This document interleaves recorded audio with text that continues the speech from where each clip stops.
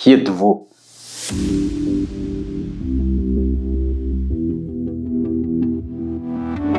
La question peut sembler difficile, mais en réalité, c'est une question importante.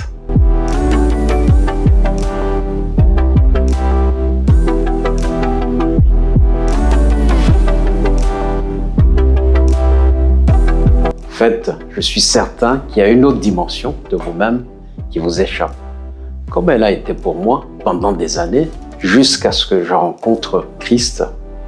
Et c'est Christ qui m'a fait découvrir cet autre moi-même, cette dimension existentielle.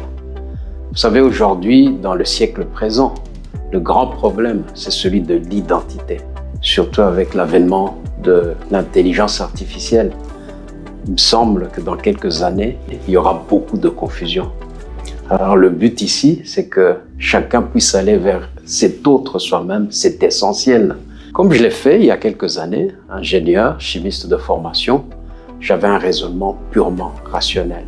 Et c'est au travers de cette recherche de l'essentiel, de qui j'étais vraiment au-dedans, au plus profond de moi-même, que finalement j'ai découvert que tout n'était pas réglé en termes de science.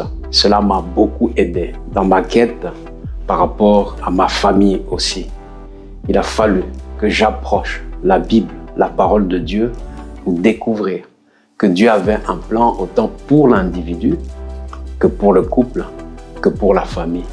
Dans mes relations avec mon prochain, j'ai découvert que cet aspect était vraiment essentiel et qui m'a apporté une autre dimension dans ma façon de vivre avec les autres.